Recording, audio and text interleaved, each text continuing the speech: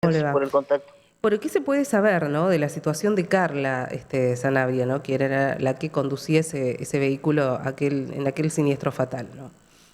Bueno, Claudia Sí. hasta el día de hoy permanece detenida a cargo de la Fiscalía número 3 por el delito de homicidio culposo agravado en concurso ideal con lesiones culposas agravadas. Esa es la figura penal hoy que se le imputa a Carla Sanabria por el fallecimiento de esta chica de Milagros.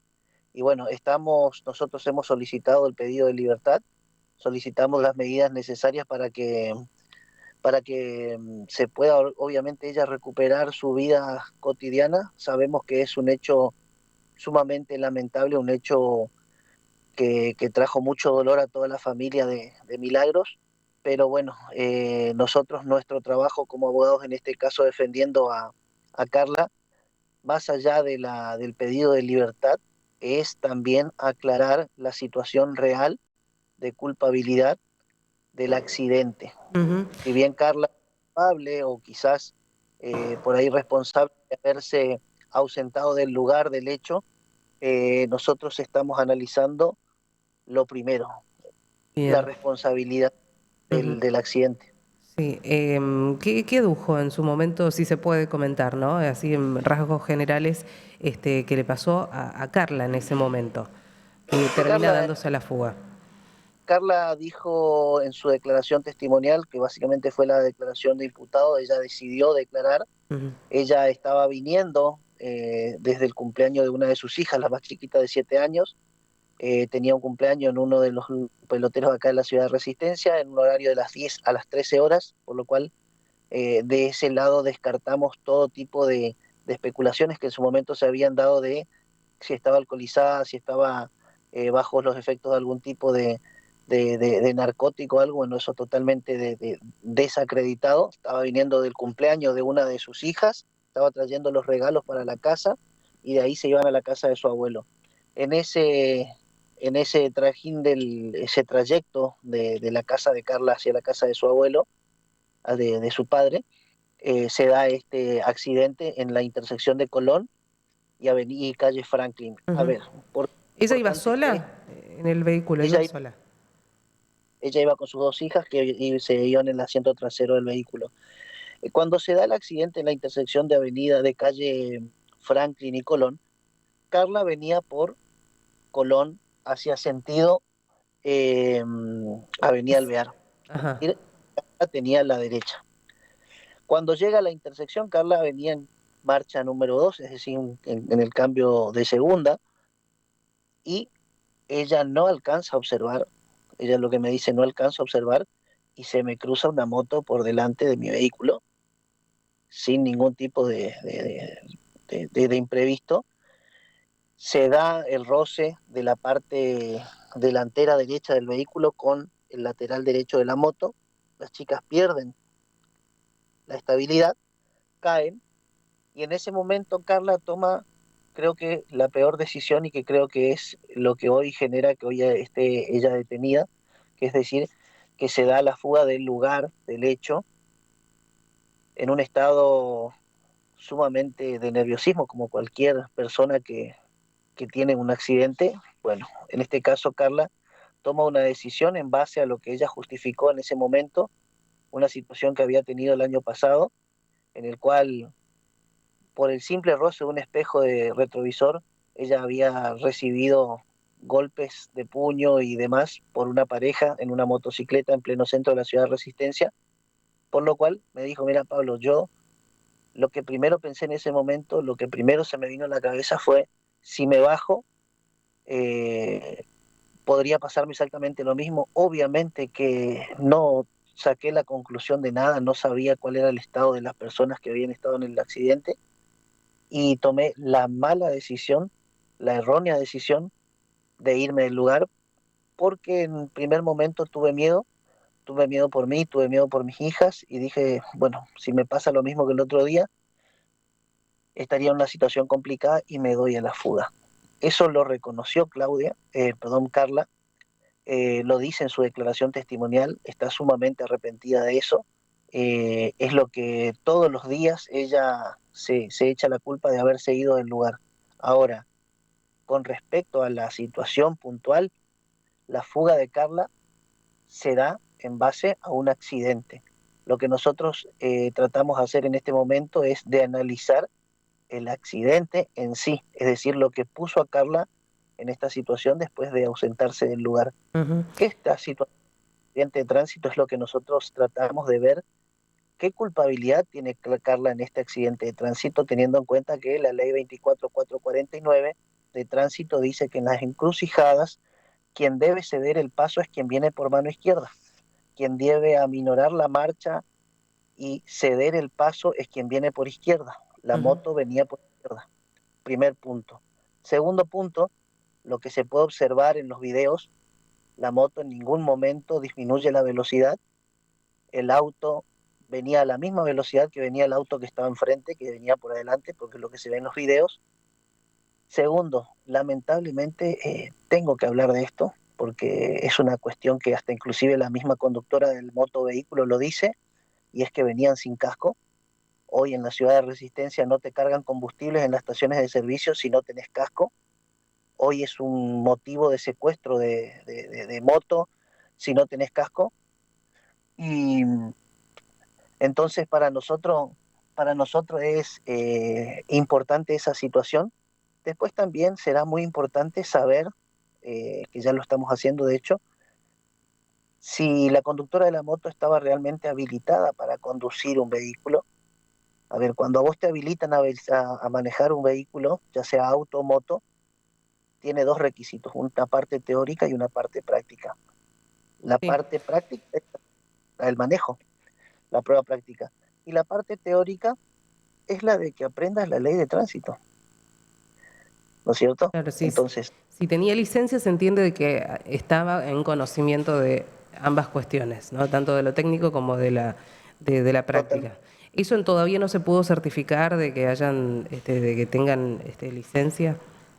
no obra en el expediente hasta el momento, eh, no obra en el expediente todavía esa documentación. Nosotros solicitamos a la Municipalidad de Resistencia para que nos informe respecto de esto. Ujú. Eh, a ver, a mí me parece raro que después de todo lo que sucedió, después de todo lo que se dio, no se haya presentado el carnet de tránsito, el carnet que Ujú. habilita a conducir una moto. Sí, Es una cuestión sumamente importante porque estamos hablando de un accidente de tránsito. sí, bueno, bueno, escuchando y repasando también todo lo que fue la semana anterior, ¿no? El dolor de una familia, porque, bueno, en este caso Milagros ya no está, ¿no? Pero la otra cuestión también de rever las responsabilidades, por más dolorosa que resulte, ¿no? El hecho de estas responsabilidades dentro de un siniestro vial. Y bueno, en el caso de Carla, ¿no? Digo porque por allí puede sonar hasta como queriendo salir en defensa, ¿no? de Carla, pero en realidad es ver o rever las responsabilidades desde ambos lados, ¿no? De ese siniestro que lamentablemente hoy ya Milagros no puede hablar, Milagros ya no está, y no sé, este fin de semana, ¿no? Pasó su cumpleaños y su familia la sintió mucho más que nunca, ¿no? Su pareja la sintió mucho más que nunca. En el caso de Carla, el hecho del abandono de persona, ¿esto no complica para ese pedido de libertad que están solicitando? Bueno, eso se había hablado en un momento y a mí Mm. sinceramente, la verdad, como yo también tengo hijos, Ujú. hablar de esta situación me pasa exactamente lo mismo que vos. A veces uno no encuentra las palabras de cómo decir las cosas para no generar Sí, más sí, sí, dolor, sí. porque tratamos siempre de ser respetuosos con esto, Ujú. pero a veces es inevitable hablar, y sobre todo cuando hablamos de una cuestión penal, de culpabilidades. Respecto al punto de abandono de personas, y esto es muy importante aclararlo porque lo vi en muchos medios y de hecho lo vi a muchos familiares también reclamar el abandono de personas, y quiero ser respetuoso con esto. Mm. Eh, la figura que se le imputa hoy a Carla es un homicidio culposo agravado. ¿Qué dice el artículo 84 en su segundo párrafo? Quien es culpable de un accidente culposo, de un homicidio culposo, tiene una pena de 2 años de mínima y 5 años de máxima. Ahora, si por las circunstancias del hecho el autor de este accidente se ausenta del lugar del hecho, se da la fuga, sin que incurriese su conducta en el artículo 106, que es el del abandono de persona, le, le cabe el agravante para este hecho. Es por eso que la Fiscalía decide imputar a Carla homicidio culposo agravado. Ese agravado, esa palabra que yo te estoy diciendo, agravado, significa que de 2 a 5 pasa de 3 a 6 la condena en expectativa por el delito que se le imputa a Carla. Ujú. Pero no alcanza los requisitos fácticos para que encuadre en el 106, que es el abandono de persona. Porque el abandono de persona en el 106 habla de dos requisitos fundamentales para que se dé esa figura penal, y que es, primero, que se dé una situación de incapacidad, es decir, incapacitante, que es que en el accidente se genere una incapacidad. Primer requisito que está dado, ¿por qué? Porque hubo un accidente y una persona que resultó gravemente lesionada producto de la actividad o no, que la vamos a discutir después, Ujú. del autor activo, en este caso el chofer del vehículo. Y el pasivo es la persona que venía en el asiento trasero de la moto, en la parte trasera de la moto. Ni siquiera te estoy hablando del conductor de la moto, porque después vamos a hablar ahí de la responsabilidad que tiene el conductor de la moto al no prever las reglas que están establecidas por la 24449 para conducir una moto, desde licencia al conducir, responsabilidad del casco y prioridades de paso en una encrucijada en la plena ciudad. Ahora, el abandono de personas, el primero te digo que es la situación de poner en incapacidad o de discapacidad a una persona, incapacitarla. La segunda, que es la más importante, que es la que no se da, es la situación de desamparo. ¿Qué significa el desamparo en la cuestión judicial y más precisamente en esta figura penal? Es que la chica que resultó lesionada gravemente en el accidente no tenga la posibilidad, por una acción del autor del hecho, de recibir auxilio, pedir ayuda o de que sea auxiliado o ayudada por algún tercero. Esta situación es sumamente necesaria para que configure el delito de abandono o la figura penal del abandono de persona. ¿Por qué? Porque no solamente yo te tengo que generar la incapacidad, es decir, te pongo en una situación de que no podés vos valerte por sí mismo. Y si yo a eso le sumo que te pongo en una situación de desamparo, es decir, pongamos un ejemplo, esto sucede a 100 kilómetros de la ciudad de Resistencia, en una localidad sumamente rural, en el cual el único que sabe dónde sucedió el accidente soy yo, la primera ayuda que tiene esta chica soy yo.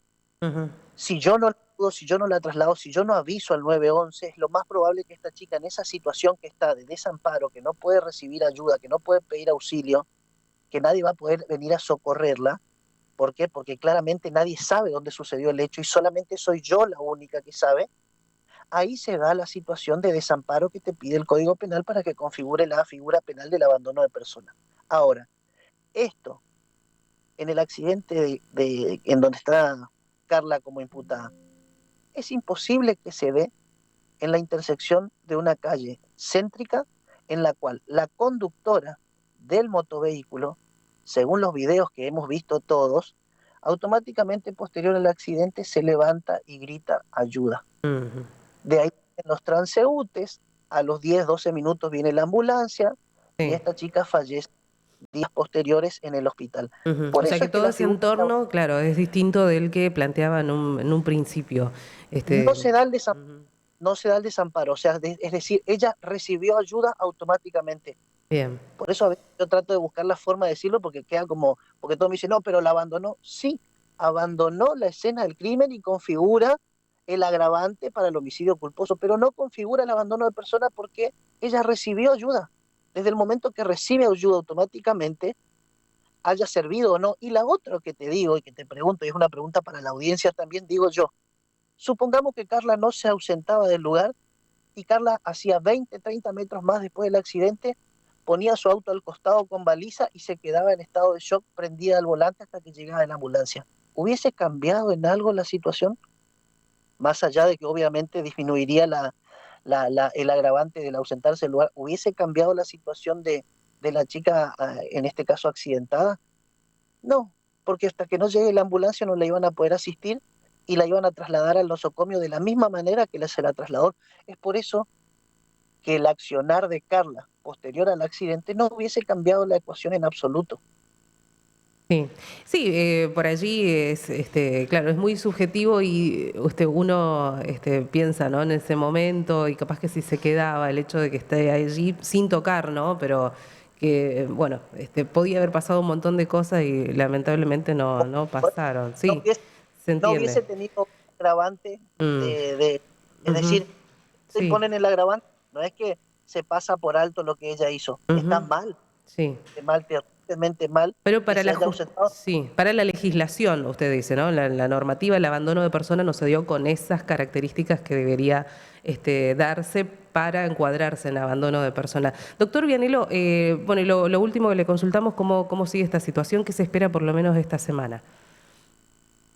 Mira, nosotros seguramente ahora estamos apurados por el tema de que Carla recupere su libertad Mm, y sin dudas yo entiendo de que Carla, no sé si tiene el 100 hoy, con el conocimiento de todo esto que yo te digo, ujú, dudo, dudo fuertemente que Carla tenga el 100% de culpabilidad en el accidente.